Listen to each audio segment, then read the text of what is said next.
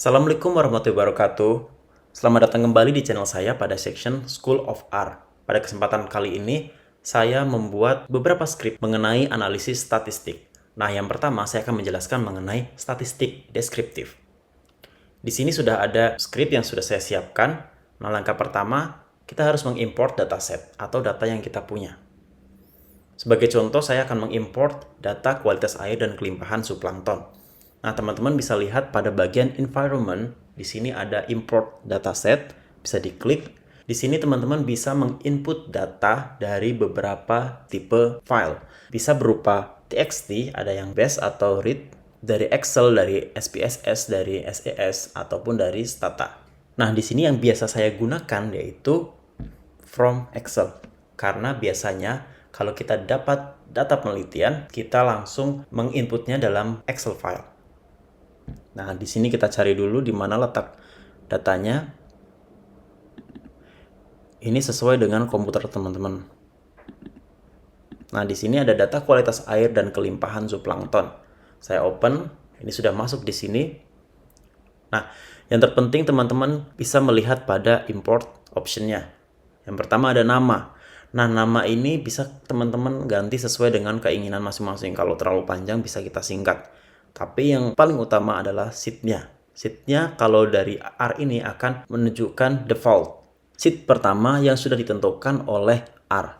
Nah, kalau teman-teman punya banyak sheet, bisa dipilih. Walaupun sheet saya cuma ada satu, saya pilih aja ya ini ya, data kualitas air dan kelimpahan. Nah, namanya ini terlalu panjang, saya ganti menjadi KUA, kualitas air. Nah, kemudian di sini ada kalau teman-teman ingin merubah, misalkan tidak menggunakan semua data dalam satu sheet, ini bisa tentukan max row-nya berapa. Nah, kemudian di sini ada range-nya, di sini datanya dari A1 sampai D10, misalkan seperti itu. Kemudian di sini first row as names. Jadi untuk baris pertama adalah nama dari variabelnya di sini. Kalau misalkan teman-teman angka semua, nanti harus mendeskripsikan lagi variabelnya apa saja. Kemudian di sini open data viewer. Jadi setelah saya import nanti akan membuka tabelnya secara langsung. Saya import. Ini dia langsung kebuka. Ini ada kecerahan, suhu, salinitas, DO, pH, BOD dan kelimpahannya. Jadi ini adalah kualitas airnya, kemudian ini adalah kelimpahan dari zooplanktonnya. Nah, kemudian ini sudah kita import, coba kita panggil KUA, saya run. Nah, di sini ada muncul di konsol. Jadi ada 23 observasi yang terdiri dari 7 variabel. Jadi ada 7 variabel, setiap variabel ada 23 observasi. Di sini tidak ditunjukkan semua datanya ya, karena kepanjangan. Kalau mau lihat semua, use print, melihat lebih banyak datanya. Kemudian kita untuk melihat statistik deskriptif, dari yang paling dasar menggunakan function summary. Di sini tidak perlu menginstal package, karena sudah dibawa dari R-nya. Saya run. Pada summary ini, teman-teman bisa lihat setiap variabel memiliki nilai minimum, kemudian ada kuartil 1, median, min, kuartil 3, dan nilai maksimum. Ini adalah statistik deskriptif yang paling sederhana. Jadi sudah ada semua di sini. Apabila ingin mendapatkan nilai yang lain, beberapa package telah menawarkan hasil yang lebih kompleks, tidak hanya yang ada pada summary ini. Nah, yang pertama ada package HMISC. Nah, kalau teman-teman belum punya, silahkan bisa install terlebih dahulu. Kita pilih package di sini, kemudian install. Nah, teman-teman masukkan HMISC. Nah, jadi klik, kemudian diinstal. Nah, kalau sudah selesai installnya, nanti kita tinggal gunakan. Nah, berhubung saya sudah menginstal, saya langsung bisa panggil package-nya melalui library run. Nah, ini sudah saya panggil. Untuk mendapatkan statistik deskriptif, kita bisa menuliskan function describe KUA. Saya run. Nah, ini dia hasilnya, teman-teman. Saya agak zoom sedikit. Ke atas saja. Nah, di sini tentunya setiap variabel mempunyai hasil.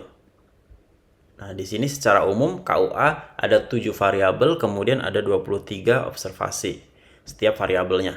Nah, yang pertama adalah kecerahan. Nah, kecerahan ini ada N. N-nya itu adalah jumlah data. Nah, jumlah datanya ada 23. Kemudian data yang hilang atau missing, tidak ada yang kosong dalam tabel. Jadi tidak ada yang missing. Nah, kemudian distinct itu adalah jumlah nilai berbeda yang diamati dalam data. Jadi datanya ada 23, tapi nilai yang berbedanya ada 15. Jadi ada beberapa nilai yang sama ya. Misalkan muncul 2 kali atau 3 kali. Nah, kemudian info ini adalah ukuran seberapa berkelanjutan variabel tersebut. Nah, ini keterkaitan dengan berapa banyak ikatan yang ada dalam data. Dalam info mengambil nilai yang lebih tinggi mendekati nilai 1 jika datanya lebih berkelanjutan. Nah, ini infonya kalau dia 1 atau mendekati 1 itu lebih berkelanjutan. Kemudian min itu adalah nilai tengah atau rata-rata. Kemudian ada GMD. GMD itu perbedaan rata-rata Gini, ukuran penyebaran yang kuat yang dihitung sebagai perbedaan absolut rata-rata antara setiap pasangan pengamatan. Nah, nilai GMD yang lebih besar menunjukkan distribusi yang lebih menyebar. Jadi GMD ini tujuannya untuk mengetahui datanya menyebarnya luas atau tidak. Itu. Kalau nilainya lebih tinggi berarti datanya lebih menyebar. Kemudian setelah GMD ada data kuartil. Nah, di sini 5%-nya ada 2,05. Kemudian 10%-nya 2,22. Kemudian ada 25%, 3. Kemudian 50% ada 3,80. Nah, teman-teman kalau melihat sebenarnya di bawahnya ada value. Nah, value ini berarti angka atau datanya. Di sini dibilang tadi distinnya ada 15 data yang berbeda. Nah, kalau teman-teman hitung di sini ada 15. Tuh 2, 3, 4, 5, nah sampai sini ada 15 value. 2,0 ini adalah nilai minimumnya. Dari nilai value 2 ini ada 2 data sehingga frekuensinya 2. Proporsinya berapa? Data 2 ini, value 2 ini. Proporsinya yaitu 2 dibagi jumlah datanya 23, jadi 0,087. Seperti itu ya, teman-teman. Nah, kemudian ada data 2,2. Nah, kalau mau lihat di sini, nah kecerahan nanti bisa dilihat. Nah, kita bisa urutkan seperti ini ya, teman-teman. Berdasarkan cerahan, data 2-nya ada 2, kemudian 2,2-nya ada 1. Nah, ini seperti ini. Nah, ini 3,0. 3,0-nya ada 4. 1, 2, 3, 4. Ini ada 4 ya, teman-teman. Oke, kemudian di sini infonya kurang dari 1. Nanti kalau teman-teman lihat di bawah, infonya 1, ini teman-teman bisa melihat lowest-nya. Nah, ada 5 data ya. Ini mulai dari terendah, ini yang ke tinggi terakhir. Gitu. Nah, tapi kalau misalkan infonya 1, dia tidak menunjukkan nilai value, frekuensi, dan proportion. Seperti yang sebelumnya. Saya nggak tahu kenapa. Mungkin beberapa penelitian membutuhkan nilai seperti ini. Kita lanjut ke package kedua. Ada Pastek. Nah, kalau belum ada silahkan install terlebih dahulu ya, teman-teman. Karena saya sudah ada, saya lanjutkan. Saya tinggal panggil melalui library Pastek. Ini sudah muncul. Kemudian package-nya menggunakan function yang berbeda yaitu start_dash. Nah, di sini muncul. Sama di sini ada 7 variabel, namun nilai yang muncul berbeda dengan package sebelumnya. Nah, di sini bentuknya nilai-nilai yang dimunculkan ada di bagian sini, kiri, kemudian semuanya kanan. Kalau tadi kan dipisah berdasarkan variabel ya. Kalau di sini dijadikan satu. Langsung nilainya ada di sampingnya semua.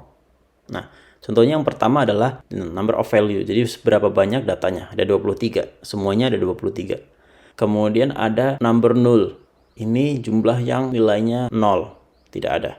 Kemudian number of not available. Jumlah data yang kosong. Ini nggak ada. Nah, kemudian nilai min untuk kecerahan 2. Nilai max untuk kecerahan 12. Dan yang lainnya menyesuaikan. Kemudian range. Range ini nilai maksimum dikurang nilai minimum ya. Kemudian ada sum ini dijumlahkan. Nah, median nilai tengah setelah diurutkan. Kemudian min itu nilai rata-rata. Kemudian ada standar error dari min. Kemudian ada CI min 0,95. Nah, ini maksudnya adalah rentan dengan angka atas dan bawah yang dihitung dari sampel. Nah, ini hanya 95% ya. Nah, kemudian ada varian atau ragam, ada standar deviasi, ada koefisien dari ragamnya. Jadi ini lebih lengkap ya. Nah, kemudian package yang terakhir adalah PSYCHED.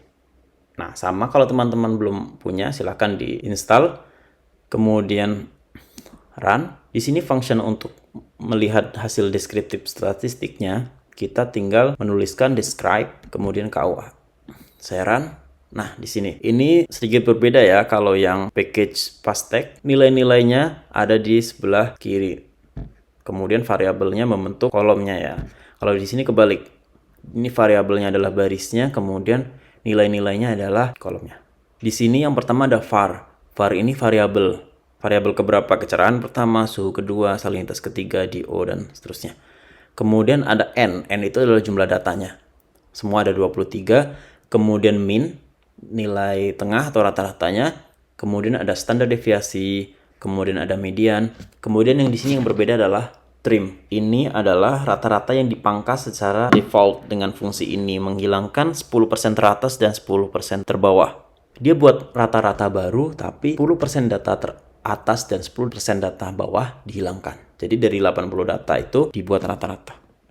Saya nggak tahu kenapa, mungkin ada beberapa penelitian yang membutuhkan data yang sudah ditrim. Nah, kemudian MAD ini adalah deviasi absolut median yang dapat digunakan dengan cara yang mirip dengan deviasi standar atau IQR untuk mengukur sebaran.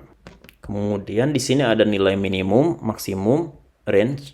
Yang range itu nilai maksimum dikurang nilai minimum. Kemudian yang baru adalah di sini skew. Ini adalah ukuran kemiringan yang merujuk pada seberapa banyak asimetri yang ada dalam bentuk distribusi. Ini lebih ke distribusi ya teman-teman ya, tapi kemiringannya. Di sini ada yang positif, ada yang negatif. Mungkin tergantung dari sebarannya teman-teman ya. Kemudian ada kurtosis, ukuran yang merujuk pada seberapa rentan outlier atau ekor tebal bentuk distribusi, terutama dibandingkan dengan distribusi normal. Nah, di sini sebenarnya ada rumus untuk menghitungnya ya, baik itu untuk skew maupun kurtosis, ada rumus untuk menghitungnya. Namun di sini untuk kurtosis ini merujuk pada seberapa rentan outlier. Jadi lebih ke outliernya. Kemudian terakhir ada SE, yaitu standar error. Baik teman-teman, demikian untuk video mengenai deskriptif statistik. Kalau teman-teman pernah menggunakan package lain, silahkan bisa komen sehingga teman-teman yang lain bisa mengetahuinya juga. Atau nanti bisa saya buatkan juga videonya. Terima kasih sudah menonton video ini. Semoga bermanfaat. Sampai bertemu di video selanjutnya. Dadah!